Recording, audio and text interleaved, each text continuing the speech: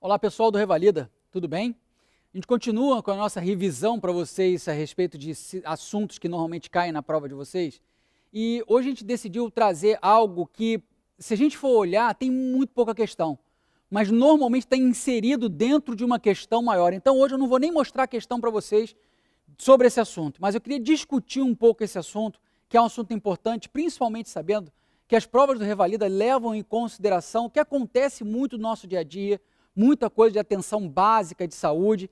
Então vale a pena a gente entender algumas coisas a respeito de rastreamento de neoplasias. Porque se você for pensar bem, você sempre gostaria de rastrear todas as neoplasias para conseguir pegar essas neoplasias no seu começo, consequentemente, em princípio, termos um resultado melhor do ponto de vista terapêutico. Só que isso não é verdade sempre. E isso, dentro de questões de prova, normalmente trazem um determinado tipo de pegadinha que eu queria mostrar para vocês.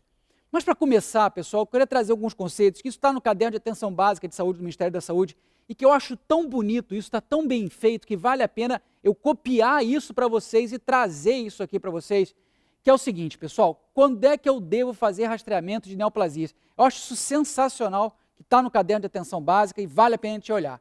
Então, a primeira situação que a gente tem que pensar é o seguinte: a doença tem que representar um importante problema de saúde pública que seja relevante para a população, levando em consideração os conceitos de magnitude, transcendência e vulnerabilidade. Ou seja, a doença a ser rastreada tem que ter um impacto importante na nossa população. E não há dúvidas que as neoplasias trazem esse impacto tanto do ponto de vista de ocupação de leito, tanto do ponto de vista de gasto e principalmente como um problema para a nossa sociedade em relação à saúde psicológica dos pacientes e dos familiares afetados por essa doença. Então não há dúvidas que aqui nós temos um ponto importante para a gente, de repente, rastrear as neoplasias.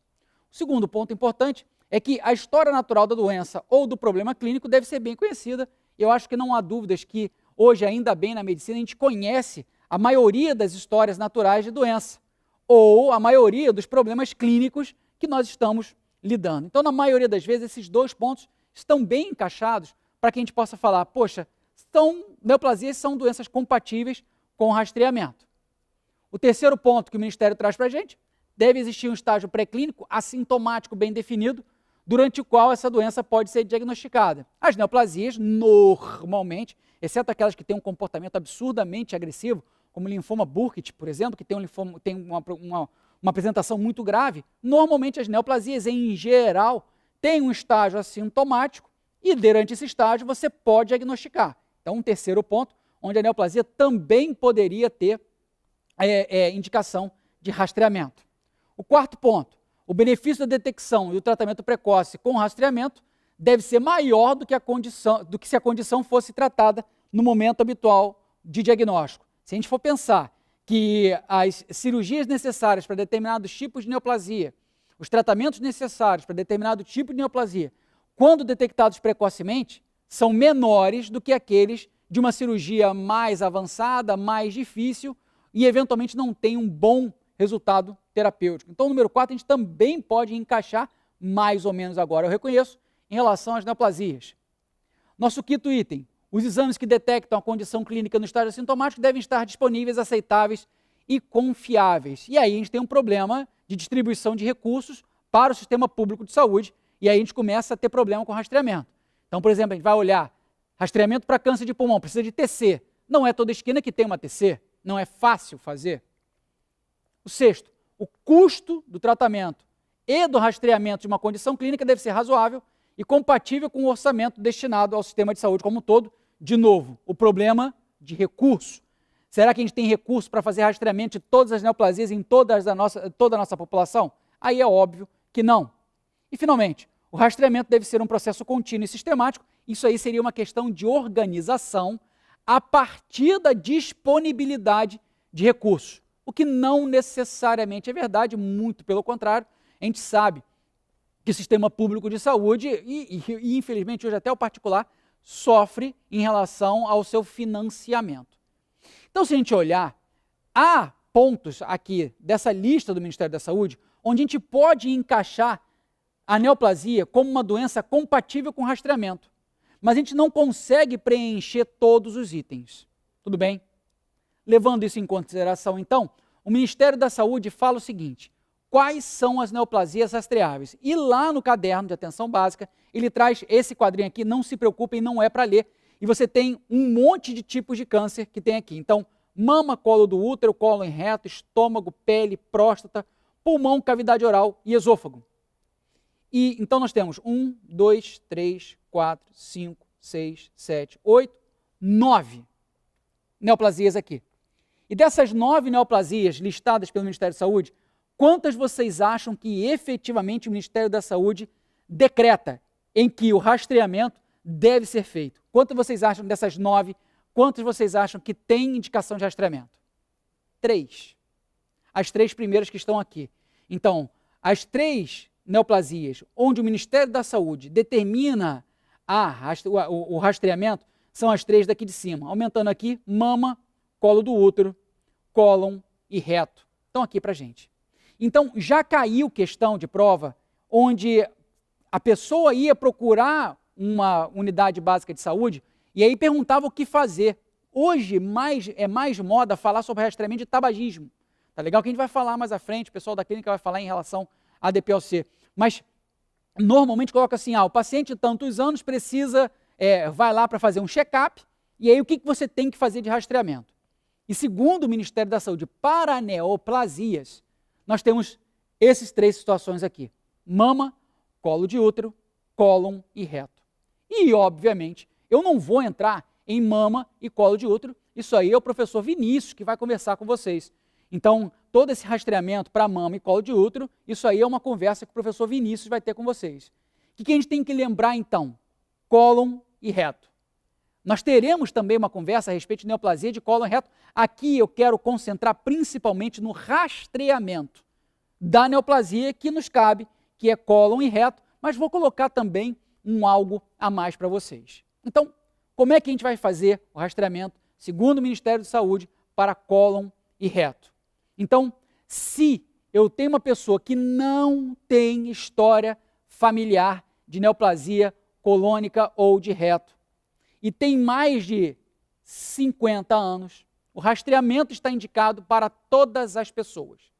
Então, não há história familiar, você começa a fazer rastreamento para câncer de cólon e câncer de reto a partir dos 50 anos de idade.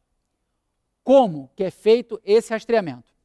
Existe o padrão ouro, existe a melhor maneira de se fazer o rastreamento, mas também são aceitas outras maneiras de rastreamento. Então, quem é o melhor? Quem é o padrão ouro? É o primeiro que eu coloquei aqui para vocês, a colonoscopia a cada 10 anos. E aí muita gente estranha, mas peraí, a sigmoidoscopia de 5 em 5 anos é um exame feito no intervalo mais curto, então eu consigo pegar mais neoplasias. Só que a sigmoidoscopia consegue ver o sigmoide.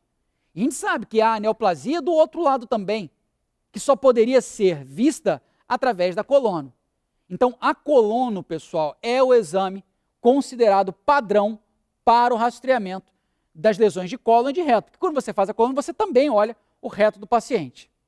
A colono virtual, que vem ganhando terreno aí, chegou quase que como uma panaceia para o rastreamento, depois caiu um pouco em desuso e agora começa a querer voltar também no mesmo período de intervalo de tempo de sigmoidoscopia, a colono virtual, e o sangue oculto anualmente, com todas as limitações da pesquisa de sangue oculto nas fezes que nós conhecemos, ainda é reconhecida como uma maneira para fazer rastreamento. Frequentemente você vai ver também que você vai fazer sigmoidoscopia de 5 em 5 anos com sangue oculto, também pode ser feito. Então, ao invés de fazer sangue oculto anual, quando vai fazer sigmoidoscopia, você também faz a pesquisa de sangue oculto nas fezes. São maneiras que você tem, mas lembrando, a melhor maneira de fazer o rastreamento para câncer de cólon e reto é através da colonoscopia. Ponto. Agora, se existe história familiar de câncer de cólon ou de reto, a história muda. Você não vai começar a rastrear essa pessoa a partir dos 50 anos de vida. Aí não. A gente muda um pouquinho. Como é que vai ser feito, então, esse rastreamento? Você vai começar rastreamento para câncer de cólon e reto, para quem tem história familiar positiva, a partir dos 40 anos ou 10 anos antes do diagnóstico realizado. Então, por exemplo, você tem história familiar de câncer de cólon na família. Não, história familiar de câncer de cólon na família. História familiar de câncer de cólon. E o diagnóstico foi feito com 65 anos. Em princípio, você poderia fazer 10 anos antes, que seria 55. Mas aí dá errado, né, pessoal? Porque com 55 você já tinha entrado na outra lá. Então, a partir dos 40 anos de vida ou 10 anos antes do diagnóstico daquele seu parente, normalmente seu parente em primeiro grau. Bom? Então, isso aqui cai. Isso aqui é a pergunta que normalmente está colocada dentro de um contexto de tratamento de câncer de cólon. Nós teremos outras aulas falando sobre câncer de cólon e a gente vai enfocar isso aqui. Mas em relação ao rastreamento, que é o nosso objetivo de hoje, eu gostaria que vocês guardassem isso.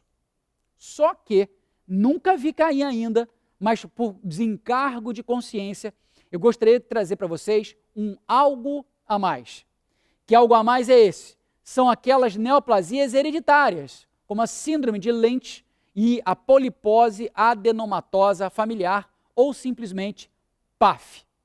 O que a gente tem em relação a essas duas síndromes?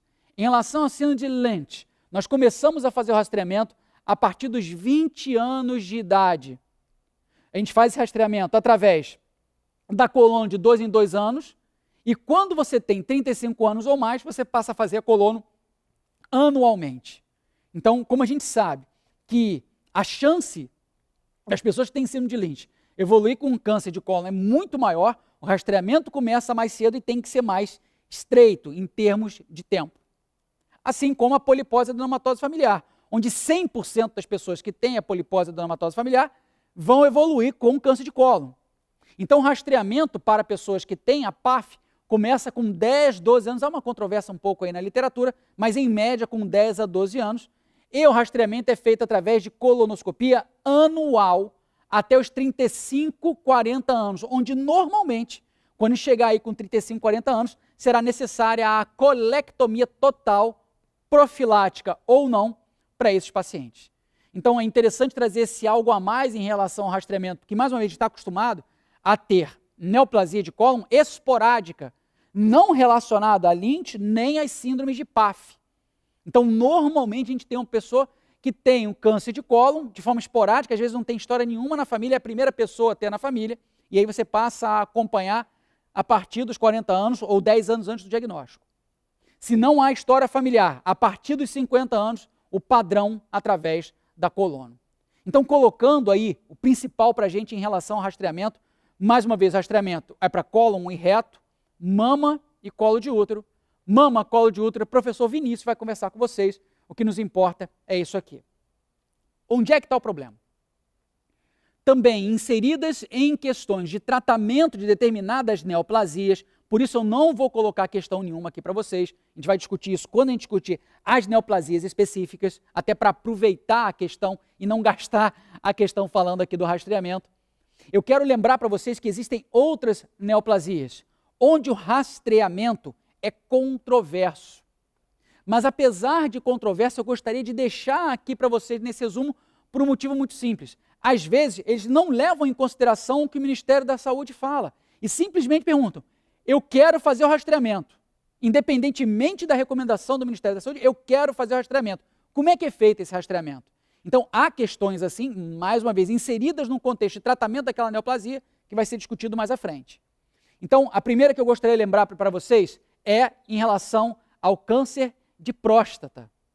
Polêmica pra caramba, o Ministério da Saúde não recomenda rastreamento para câncer de próstata, em linha, inclusive, do que se faz lá fora. Há um problema danado, porque sociedades brasileiras, né, de especialidades recomendam o rastreamento para câncer de próstata. Como é que será feito então? Então, se a questão falar para você, eu quero fazer rastreamento, ele não está te dando a opção de falar assim, mas espera aí, o Ministério da Saúde manda não rastrear. Ele vai falar para você, eu quero fazer rastreamento. Como é que é feito o rastreamento para câncer de próstata? Quando é que eu indico? Depende da idade. Então, a partir dos 50 anos, para todos até 76, se você optar por não seguir o Ministério da Saúde e seguir as outras sociedades que implementam rastreamento para câncer de próstata. Então, a partir de 50 anos para todos, até 76 anos, e a partir dos 45 anos para quem tem história familiar ou para o negro. Como é que a gente vai fazer esse rastreamento? O que eu vou indicar esse rastreamento? Para rastreamento, o toque retal e a dosagem do PSA. Lembrando, pessoal, que o toque retal não aumenta PSA. O que aumenta o PSA é massagem prostática, que é feita, por exemplo, para você coletar líquido seminal. Então não é o caso aqui, você está fazendo rastreamento, você não vai fazer massagem prostática para fazer rastreamento de câncer de próstata. Então o PSA não aumenta com o toque retal. E finalmente, se eu tenho a suspeita, e mais uma vez nós teremos aula de neoplasia de próstata, eu não vou entrar nessa aqui.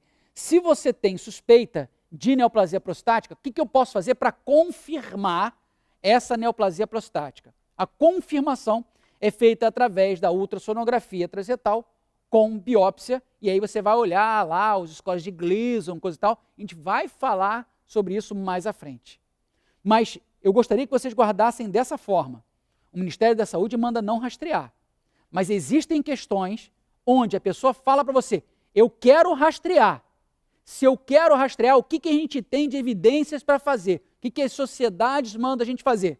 Então estão aqui para vocês essas condições, para que não haja problema em relação a falar assim, mas o Ministério da Saúde não manda, falaram para não fazer, aí caiu na prova. Não, algumas sociedades mandam fazer e está aqui o que as sociedades mandam a gente fazer, ok? Então, para não ter problema e também manter esse espírito aí de fazer esse resumo para tentar cercar tudo que pode cair na prova de vocês. Então, próstata não é rastreável segundo o Ministério da Saúde, mas algumas sociedades mandam, eventualmente pode cair na sua prova, está aqui para você, ok? Nossa próxima, pulmão. Pulmão é controverso porque o Ministério da Saúde manda a gente não rastrear. Porém, artigos recentes levaram a Força-Tarefa Americana de Prevenção de Neoplasias recomendar o rastreamento para câncer de pulmão. Quando que um americano recomenda o rastreamento para câncer de pulmão? Uma situação bastante interessante. Quando eu tenho de 55 a 80 anos, tabagista com uma carga tabágica de 30 maços ano, ou deixaram de fumar há menos de 15 anos com uma carga tabágica de 30 maços ano. Mais uma vez, de onde é quem está tirando isso? Da Força-Tarefa Americana, que indica rastreamento para esses pacientes. Como é que é feito esse rastreamento? Quando a gente colocou lá o rastreamento para câncer de próstata, nós falamos de toque retal, nós falamos de PSA. Quando nós falamos de rastreamento para câncer de cólon, nós falamos de colonoscopia. E em relação a pulmão, o que eu indico? TC de tórax, uma TC com baixa dose. Então aqui também colocado para vocês, mais uma vez o Ministério da Saúde manda não rastrear, mas nós colocamos aqui também o que pode cair. Segundo as Força-Tarefa Americana, coisa e tal, está aqui para vocês o resumo também, ok? Então, próstata e pulmão, em princípio o Ministério da Saúde manda não rastrear, mas está feito o resumo. Nossa próxima neoplasia, o hepatocarcinoma, que também será conversado com vocês no momento oportuno. Por isso nós não estamos colocando questão nessa nossa conversa desse momento. Que é o seguinte, o hepatocarcinoma não é rastreável segundo o Ministério da Saúde, porém você indica para aqueles pacientes de alto risco, de acordo com algumas literaturas. Quem são esses pacientes de alto risco? Aqueles pacientes que têm cirrose ou que são pacientes com vírus C da hepatite. Nesse caso aqui você tem indicação de rastrear. E o rastreamento aqui, ele é ainda com um tempo mais estreito, é de 6 em 6 meses. O que você indica para fazer o rastreamento do hepatocarcinoma? Você faz o rastreamento através de ultrassonografia e através da dosagem de alfa-fetoproteína de 6 em 6 meses. Então, vale a pena também guardar, o Ministério da Saúde não fala em fazer, porém você vai ler algumas literaturas indicando, e também é feito aqui na prática, no nosso país a gente faz isso na prática também, o rastreamento desses pacientes com cirrose ou portadores do vírus C, através do ultrassom de abdômen, dosagem de alfa-fetoproteína a cada 6 meses.